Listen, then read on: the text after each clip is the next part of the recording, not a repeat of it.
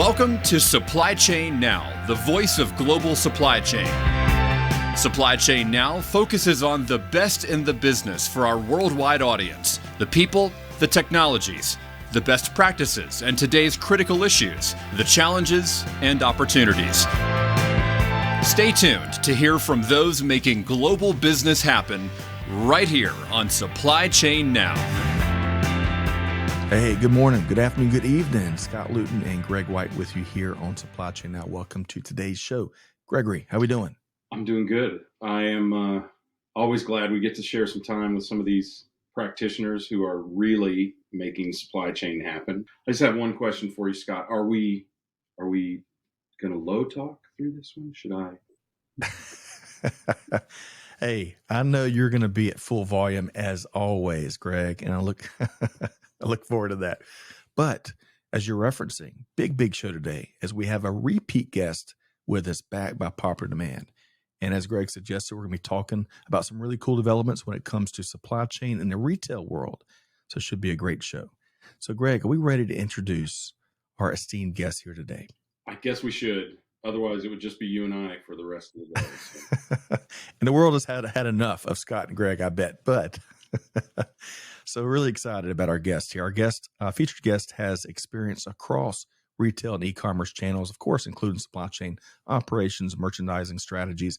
Prior to her current role, she held leadership positions at Peloton and the Home Depot. And her reputation now, Greg, is one of a versatile and strategic corporate athlete. I love that. An authentic and collaborative leader, and a results-driven agent of change. So our guest currently serves as Senior Vice President, End-to-End Delivery with Walmart. And I want to welcome in Jennifer McKeehan to the conversation. Jennifer, how you doing? Hey there. Thanks, guys. Good to see you. You as well. Greg, we've been looking forward to this conversation, haven't we? Yeah, welcome aboard. I mean, like I said in the kind of lead up, it's always great to talk to the folks that are doing the doing. And with you having so much experience across a broad spectrum of different companies and being a change agent, Scott, you know how I feel about change agents, right? I mean, there's so much change that's necessary in supply chain. I think it's always good to be looking forward and learning and seeking out new solutions. Well said, Jen. So welcome in. Now, some folks may remember the last time you were with us. I want to kind of recap a little bit of that. We had a lot of fun talking about where you grew up and I think some food items. It always finds a way to work itself in the conversation. So Jen, refresh our listeners, our viewers' memories. Where did you grow up, and give us an anecdote or two about your upbringing? That's great. Yeah, it's good to see you guys today, and thanks for having me back. I actually grew up right northeast of Atlanta in a little town called Lawrenceville, Georgia, and have been in Atlanta most of my life. My mother still lives in the house we grew up in. I think some fun anecdotes. I think that's how we got on food. That's right. Atlanta's the home of Waffle House and Chick-fil-A, and it doesn't get much better than that. So those are probably my two favorites, and my favorite place to go when I'm back home. So if you're going to go there, we're going to go there with the full force. So Greg, nothing quite beats a patty melt at a Waffle House, right? I'm a firm believer that Waffle House is like the 80s. If you remember being at Waffle House, you weren't there. So much like Kid Rock, I mostly go there to get in fights. Okay. Yeah. Well, of course. Yeah. I'm a huge fan of the waffles. You can almost eat the waffles without yes, syrup. I completely agree. Especially you put a little butter on there. Goodness gracious. I want to go back though for a second to Lawrenceville because Jen, there's a wonderful square, that kind of makes up the center of town, and talk about places to eat, places to shop. It's just a really cool place to park and get your steps in, huh? It's great. It has come so far from my early days, and now it's so hip. There's apartments, and it's kind of a work, eat, play type of deal. And who knew that Lawrenceville would come that far? So we were back home for the holidays, and it was great. It's a really cute little spot. Love that. So let's move along, Greg and Jen. And Jen, I want to, I don't think we touched on this last time you were with us here. So, worldview is so important, right? It's important context to how we view leaders, right? So tell us, before your current role, what's a couple of leadership positions you held that really shaped that worldview? Sure. Well, I was so lucky. Was about to graduate college year before. You have to start figuring out, okay, what's this going to look like? What am I going to do? And I had the opportunity to intern at Home Depot, and I thought, I'll go do this and see how it goes. And then I planned to go to grad school and do a few other things. And after that internship, I just kind of got sucked in, spent the next 15 years at the Home Depot, just an incredible culture, place to learn, cut your teeth, grow up. I started in store operations. And so I really spent the bulk of my early years in stores, understanding how they work, what the customer's like, how to support associates in the store. And what a gift in retail to sort of start where the cash register is and understand the value of the frontline associates and what they have to go through day in and day out. And that has just been a piece of my DNA I have carried with me since. Got to do a lot of other fun things at the Home Depot, ending in running a piece of their supply chain and undergoing a large digital transformation, which you don't get the opportunity to do all the time. And so just really lucky to be in seat and see such tremendous growth and acceleration for what they were doing. And then had the incredible opportunity to go on to Peloton during COVID, which, as I tell people, was not boring. Completely different set of problems, but obviously got to scale and grow and look at what that looked like just in a hyper growth mode. And so super fun. And then now at Walmart. Man, you could write a book over what you just shared over the last 3 minutes. Greg, I want to pull it back to her first, where she was talking about the Home Depot and the power of the front line, right? The frontline team members. Your thoughts, Greg, because that's like the part of the secret sauce, right? Yeah, I feel like I'm in Jerry Maguire. You had me at frontline. I mean, I really believe that store ops, it is the front line. I mean, if you think about it, I talk to so many people who've been in the food service industry who say everyone should wait tables. I agree with that. And I would add in also everyone should work in a retail store, because my belief is that consumers are the beginning and the end of the supply chain. And, there's no demand without them demanding something. So the power and the information and the knowledge you can capture just from being in the stores is so incredible, and is a key part of understanding supply chain as you go throughout, all the way back to raw materials, right? Yeah. That's so true, Greg. It's funny. We say the answers are always in the stores. You just have to go and listen. And so kind of regardless of the role I've had, the answers are always in the store. Yeah. Yep. That's a really good point.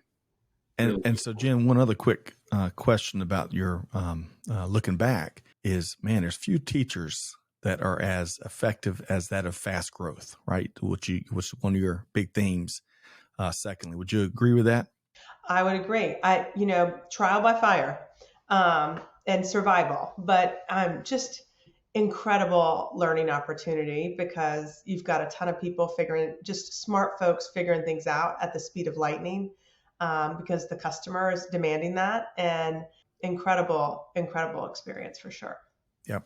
Okay. Let's shift gears. Let's talk about Walmart and what you're doing now. It's really exciting. Got a lot of things we're going to dive into here momentarily. But tell us, all of our listeners, of course, are familiar with Walmart. But what do you do in your role as SVP, Senior Vice President of End-to-End Delivery? Well, myself and the amazing team in End-to-End Delivery, shout out, is responsible for what I say, anything that moves at Walmart. And so from origin or supplier all the way to our customers' front porch or in their home, we're connecting the dots across first mile and ocean, middle mile in terms of over the road, rail, and then all of our final mile apparatus, whether that is customer delivery, our Spark driver platform, or our Go Local, which is a white label delivery service. And so some folks call it water, wheels, and wings. We've also got some drones and EV and AV tests in there. And so if it's moving through our supply chain, the end-to-end delivery team is taking care of it. Jennifer, we talk to a lot of people, and it's really interesting that a lot of people don't understand that final mile to the consumer is part of their supply chain, and that in fact the consumer is part of their supply chain. So I think that's an incredible recognition. Yeah, and I'll tell you, in my first 6 months at Walmart, they do an incredible job always putting the customer first and thinking about that in everything we do. And I think with that in mind, to your exact point, it's listening to the customer so that we can meet them where they want, when they want, and connecting all of those pieces so that we can service them with speed and the great experience that they expect. And in-home delivery is a great example of that, to your point. Like, hey, that's something that our customers wanted. And so that's something that we're now able to provide, which is a really exciting opportunity. So let's talk about one of the things you mentioned there on the front end as you were talking about all the cool things that you and the team are up to at Walmart, this Go Local initiative. So if folks hadn't heard of that yet, I'm sure plenty have, what is it? Sure. Go Local is a white label delivery as a service that we provide that leverages our Spark Driver platform. So our Spark Driver platform covers 84% of America today. It's made up of our incredible large group of independent contractors that help us deliver out of the back of Walmart stores. And what we found is there's a real need for our other partners to have a delivery as a service that leverages the density and the scale that we can provide. There's 4,700 Walmarts within 10 miles of 90% of America. So you think about the competitive final mile footprint that provides. Go Local leverages that scale and lets us to go and deliver for other folks. We have a variety of clients on the roster, everywhere from apparel to home improvement to electronics. That's not only letting us deliver faster for our own customers, but it's enabling us to deliver faster for their customers too. That is really cool. And if I understood you correctly, that coverage is 84% of the U.S. population is covered with the Go Local initiative. Is that right, Jen? That's right. We have an internal driver platform that we've created called Spark, and we leverage that platform across the U.S. And to deliver for all of our Go Local customers and clients. So, Greg, you're looking at Spark right now, aren't you? You are. We might be. The research team is on it. But Greg, you mentioned innovation earlier, and just in one of your comments earlier, that Go Local program is pretty cool, huh? Yeah. Well, I think about. I love the brilliance of delivering out of the stores or of kind of using the stores as waypoint, even because they're everywhere, right? Walmart knows their demographic. There's, most of their stores have a certain number of people within a certain radius of the store itself. Think about it. Where can you go where you don't pass a Walmart store, right? So it's a perfect hub for that kind of thing. And if you can create efficiencies both for other companies, but also for Walmart with that, it's not unlike, a logistics service as such, or, last mile delivery service without a retail store attached to it. And I think, it's one of the models that I like about what Walmart does. They have this whole concept of scale economies shared, right? Where the more capacity they have, the more they do with it, and the lower impact it has on the consumer. Because if more companies are helping to fund this Spark Driver campaign, then that's less shipment cost that any of those providers, including Walmart, have to apply to the consumer. So making good use of that is beneficial to everyone. And I'm not sure everyone gets that. I mean, there are a few companies, particularly in retail, that have this notion of scale economies shared, but what that really does is reduce the price overall for Greg, you're spot on. For all the supply chain nerds on the call, it's, we're after density, and, density will set you free, and it enables us to be a great service provider, not only for Walmart customers, but for others too. And so I think that's where, Go Local just passed 3.5 million deliveries, and is continuing to grow. And so we're proud of what they can do for Walmart through Spark, but also what they're doing for our clients all over the U.S. Density shall set you free. I love that, Jen. Makes me think of an old movie. You're my density. Right. But also all the growth. And if I'm not mistaken, I think Walmart market share and e-commerce growth has continued to grow. The number of orders related to that fulfilled by the stores has grown tremendously. So looking forward to keeping our finger on the pulse as y'all continue to compete more and more advantageously. Let's talk about drone deliveries, because we understand it, Greg, you and I chatted about this on an episode of the Supply Chain Buzz a couple times in recent months. Walmart did a lot of big things when it comes to its drone delivery efforts. I think in 2021, and correct me if I'm wrong, Jen, I think over 6,000 drone deliveries took place in key markets across the U.S., and that has continued to grow and expand here moving into 2023. So tell us more about what was accomplished last year and some of the key lessons learned, perhaps. Yeah, I love talking about drones because it's such a good example of where we're meeting the customer where they want to shop, how they want to shop, but it's also democratizing access and giving us a sustainable way to deliver on that. And so, to your point, that we just actually surpassed 7,000 deliveries. We're in 36 sites across the US in 7 states. And so we have a few partners in there that we partner with to do that. But it really starts back to that store platform. We've got such a penetration of stores. How do we leverage them as our competitive advantage? There's almost 85% of the store that's eligible for drone delivery. And so Wow. you think about the speed of getting something within 30 minutes, the access where, this could be a really urban area or a very rural area. And just the sustainability that provides to deliver where you want and in an electrified way. And so some of my favorite stories are are some of the top items are a rotisserie chicken or a 2-pound bag of lemons. And so we see all sorts of fun. I had a drone delivery done the other day, and you see just really fun use cases of how a customer leverages that. So like, they're in the middle of cooking and they forgot a spice and something else. And so, you're like loading the box. Scott, you had said like there's certain pounds that a drone can take.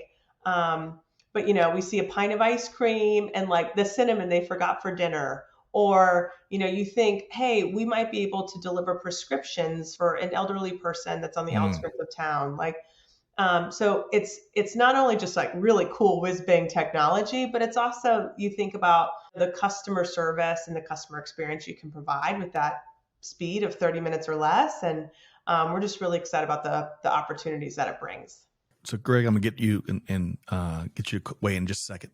This is so cool. Let me do 2 quick programming points, because I think I misspoke. In 2022, Walmart had over 6,000 deliveries. And then secondly, as Jen mentioned, over 7,000 now. And that's at the time this records, and we're recording this interview. That changes every day, I bet, Jen. Yeah. Right? All the time. And the markets, I think y'all opened up some new drone delivery markets this year. So it's expanding to different customers too, huh? That's right. So with that, I know everyone hears the word drone and they may say, oh, we've been talking about this forever. This is cool because this is more deeds, not words, that we love to tout here. Right, Greg? I'm sorry. Hold on just a second. I'm on Walmart Plus right now trying. That's right, Greg. She said ice cream. Free delivery with Walmart Plus, everybody. Go get your membership. I don't think I'm on an island right now, Jennifer, so I don't think that I am probably within a drone delivery area, but I'm going to give it a shot. But I love that. I have to ask, and then Scott, I promise I will answer your question. But let's say someone ordered, and I'm just saying this speculatively. Let's say someone ordered their rotisserie chicken for dinner and a half gallon of ice cream or whatever size it comes in now, thanks to shrinkflation. Does that get delivered in the same time? I mean, do you have like heat and cold? You have like little flying Yetis? Is that what it is? Yeah, exactly. There's a few different things that we're trying and testing. We've got a few just wonderful supplier partners that are helping us figure it out, but it essentially goes in like a little cooler box. And so you just see it fly across the sky in the box, and it gets there in 5 minutes. So, that ice cream doesn't get very cold, doesn't get very melted in 5 minutes. That's smart. I think about, so another stupid thing I did as a kid, delivered pizzas, right? And we had the little hot box trays things and that sort of thing. I imagine this will all become part of the whole thing over time, right? Is all of the temperature controlled and that sort of thing to tackle this. Anyway, sorry to distract you on that. That's just a really cool and interesting point. So I love to hear what people want in 30 minutes aside from pizza. Yeah. And it's really cool to kind of hear that. Well, so speaking of, Greg, yes, two quick points. So Jen mentioned the pound limitation. I think it's up to 10 pounds is what's currently available by drone delivery, if I've got that right. And then she mentioned chicken, cookies, Energy drinks and paper towels have been all some of the most popular items ordered. Jen, that is so cool. I think we learn a lot about the consumer by this, right? I mean, we start to learn about, I mean, if you think about this, it's the ultimate impulse purchase, right? And you start to think and learn about what people must have immediately, but they maybe don't plan so well for it. It's kind of an interesting psychoanalysis over time, I would think. You know, the other day I was at the drone tower, and they were loading like Pedialyte, Gatorade, and kids medicine. And you thought, like a mom's homesick with her kid and like needs something in 20 minutes. Like just all of these like use cases where, you know, it's like it's both convenient, but also like you're helping someone live better. And that's a great pick back up point, because I love the example you used about delivering medicine to those that may be really limited and bound to their homes. So lots of noble purpose there. Anything else before we move on? Because we're going to be talking ocean freight as we tackle this water wheels and wings triumvirate here today. Anything else that you expect or can predict or maybe share with you about where the drone delivery program is going in 2023? Yeah, I would tell you, we're continuing to test and learn, like what do our customers want? How fast do they want it? And working with, you know, all sorts of partners in the space to understand how we can continue to expand that program, because we know customers love it and just want to make sure we got all the right policies and guidelines in place so that we can continue to lean in there. We're really excited about it. We could have a whole couple hours on this, on what you're learning and doing from a drone perspective, but we got to move on. So, Greg and Jennifer, ocean freight has been in the headlines of a lot these recent years, perhaps the most we've seen, perhaps in recent memory. Now, I saw across social, I enjoy following what you put out there on social, especially LinkedIn, Jen. You visited members of your ocean freight team. It's probably been 2 or 3 months ago. What were a couple of your key takeaways from that visit and the conversations that ensued while you were there?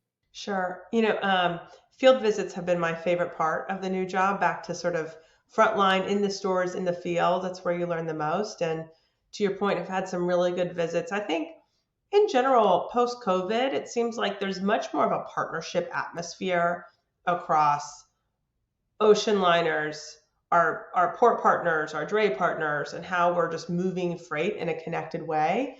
And so a lot of good learnings around just how do we all be better together? And there are things that we as a shipper can do to help that. There's things that the ports and the dray teams are helping to do that. And there's things that the ocean liners and our partners are helping to do that. And so I think it's honestly driven some more transparent discussions and some more connected interest in terms of, we all want this to work better. We never want what happened to happen again if we can avoid it. And so how do we think about that in a strategic way that helps everybody benefit? And so just really good conversations. And I think more of a collective nature than you probably would have seen pre-COVID. Yeah, love that, Jen. Love that. All right, Greg, comment on that, because we know that we've had lots of conversations around what's been going on in ports the last few years. Your thoughts, Greg? Yeah, well, I think it's a leadership lesson as much as anything else. Get down and talk to the people doing the doing, right? I mean, you know, we talk to Rick McDonald at Clorox fairly frequently, and same deal, right? You probably more than others, Jennifer, can appreciate that, having worked in the store. And your philosophy that you expressed a little earlier is, right, get out there, right? Get out there with the people who are seeing issues on the front line, and you can learn so much there. So first of all, I want to acknowledge that, because I think that's a key thing for people to take away, is you have to get out there, right? You can't sit back here in our little podcast studio and go, this is the way it ought to be done. But I think the other is to recognize that this is a constant shift. I mean, just think about, just in your tenure, just at Walmart, Jennifer, how the marketplace for all kinds of freight, but ocean freight especially, has changed.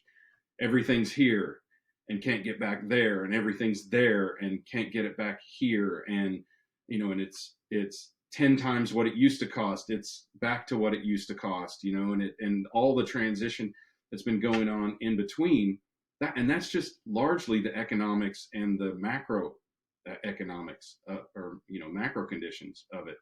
But then also you've got all these other conditions where largely government or pseudo government entities have been put under an incredible amount of stress and shift. And that's not a natural thing, right? Governments generally work best when everything is average, and everything has been anything but average. Excuse me, while I look out the window and see, yeah, just a few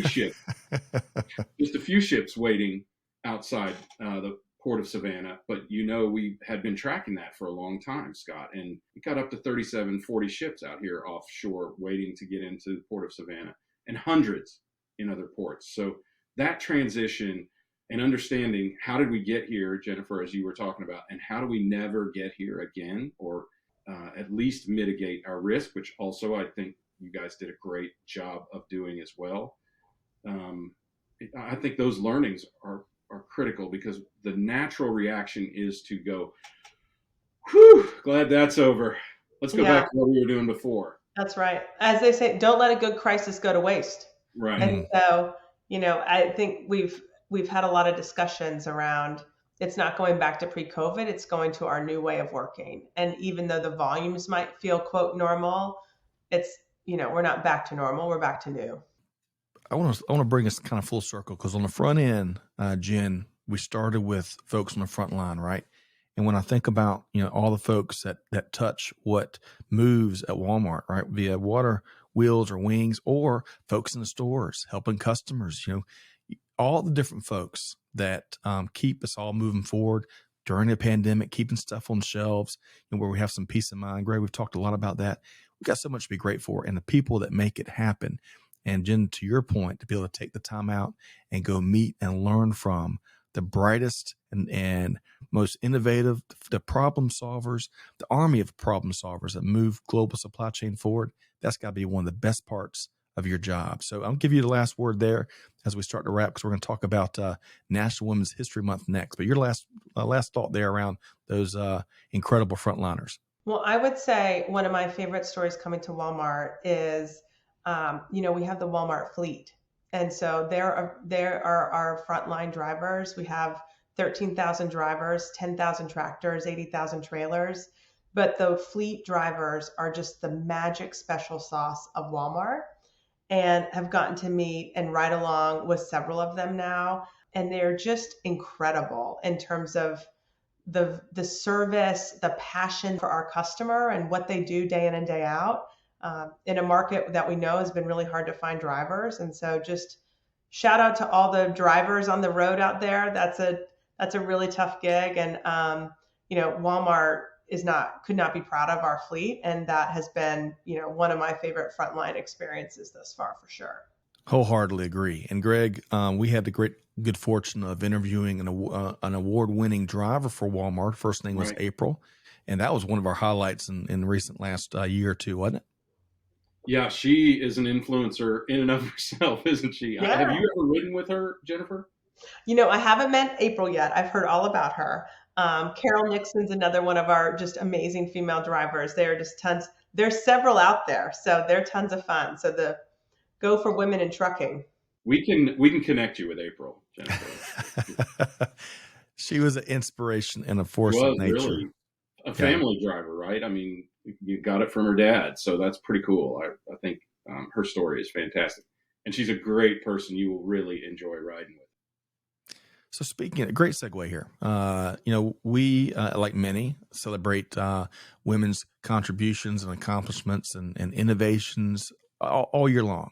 But I do can get the value of a very targeted month where we really maybe are extra deliberate about lifting up those powerful stories. So we're recording this interview during National Women's History Month in March, every March.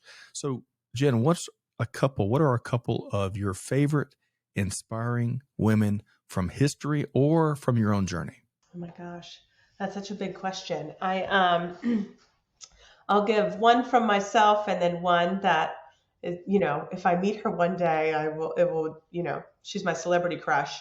I would tell you one of the best leaders I ever had, woman or not woman, just incredible leader, was a woman named Stephanie Smith from Home Depot, and just really embodied what it meant to be your whole self at work, to be, a mother, a spouse, but also just like an incredible leader and transformational thought partner. And she just taught, it was at a very pivotal time in my career. I was newly married. I was becoming a mom. I was also, trying to still make my way up the corporate ladder. And she just really showed what it meant to be your authentic self and be able to be all of those things, not necessarily at the same time, but at different times and at the right times.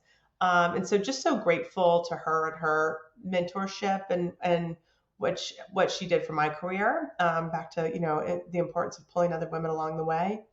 And then my just professional crush is Roz Brewer, who has been all over. She did a stint at Sam's Club and Walmart, was at Starbucks, and is now the CEO of Walgreens. And she's just a powerhouse. And she's also super normal.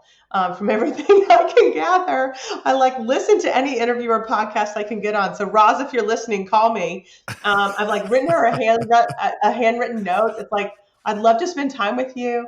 And so, but she, Roz, I think is special because she's really demonstrated and as a person of color and a female navigating several large organizations, I can only imagine the challenges she has met and just, how she shows up and the advocacy that she has for others has just been incredible. And I think, as I'm continuing to grow in my leadership, I think, wow, I hope I can leave the legacy and be a champion like Roz has been for so many others. And apparently she likes listening to Drake, which I also think is super cool. So she's just a cool lady. One day we're going to meet. It's going to happen. So Roz and Stephanie. Sure, that's the top of a very long list of women that Jen finds inspiring. So Roz and Stephanie, if you're out there, thank you for all that you do and all that you lead and all that you inspire. Greg, how would you respond to Jen's comments there? Well, wow, kind of twofold. Immediately, of course, Sandra McQuillan came to mind as I was thinking we probably ought to introduce Jen to Sandra.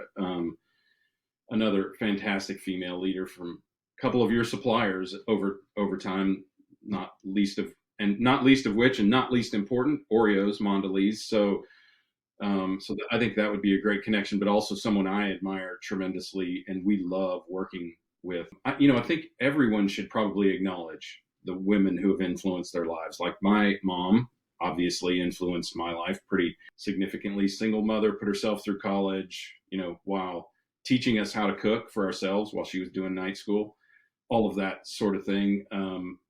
But also, I think the other thing that came through clearly is that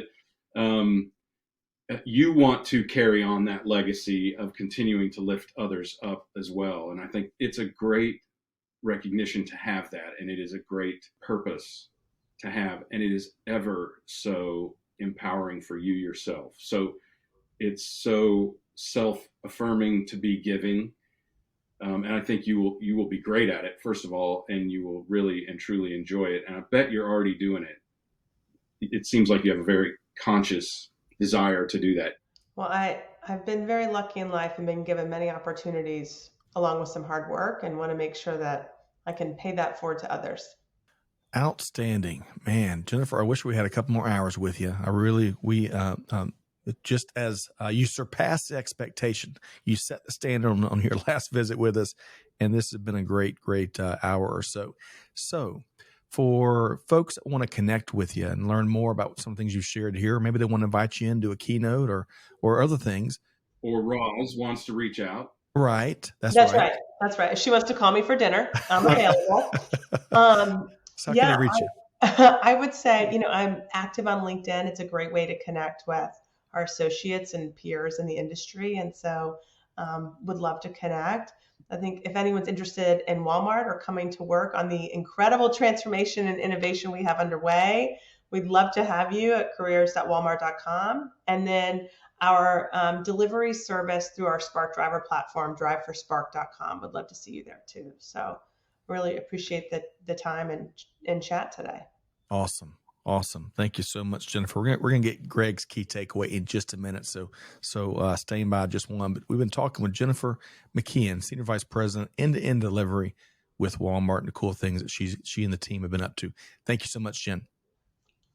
All right. So, Greg, before we wrap today's episode, I got it. There's so much we talked about here today. We learned from Jen, innovation, frontline, everything that moves. I mean, some of these big themes here, leadership throughout, really. What's one of your favorite things you heard here on today's conversation, Greg? Golly, there's so much, and it harkens back to two people that we admire really strongly, as I said, Sandra and Rick, who are fantastic and very personal leaders. And how, what I think is beautiful about this is, we're talking about Women's History Month and all that sort of thing, but how unsurprising it is, right? How sort of standard practice I feel like it is that we can talk to someone like Jennifer and acknowledge her as simply a leader. Not a woman leader, and which of course she is, and I think it's important to acknowledge that. But regardless of any of that, she is clearly a leader, a world-class leader, and I think that we hopefully are starting to get to an age as a world, or at least as a country, or maybe just our state, since we're all here or have been in Georgia, right? That we can just speak to leaders and hear their greatness and learn from that greatness and just say Jennifer is a leader. And I think that's a really, really important place for us to get to, but still, nonetheless, very inspirational. I love doing this, man. I just love doing this because we get to not only share this with our audience and the greatness of all of these people that we get to talk to, like Jennifer, but also we get to experience it over and over and over again, and somehow it hits you personally every single time, right? Every time. And I think that's what's really, really cool about getting to do this. Agreed. Such a great point. A couple of great points there, Greg. Really enjoyed having Jennifer back with us. So, folks, to all of our listeners, hopefully you enjoyed this conversation as much as Greg and I have. We knew it'd be a good one because of the standard that was set last time. But, folks, you heard a lot of things here. We challenge you to take action. Deeds, not words. Put it into practice. Help your team, your organization do better and do it faster. Find us wherever you get your podcast from, including YouTube. It's really easy to tune in and listen in there. And on behalf of the whole team here at Supply Chain Now, Scott Luton and Greg White challenging you to do good, to give forward, and to be the change that's needed. And we'll see you next time right back here at Supply Chain Now. Thanks, everybody. Thanks for being a part of our Supply Chain Now community. Check out all of our programming at supplychainnow.com and make sure you subscribe to Supply Chain Now anywhere you listen to podcasts. And follow us on Facebook, LinkedIn, Twitter, and Instagram. See you next time on Supply Chain Now.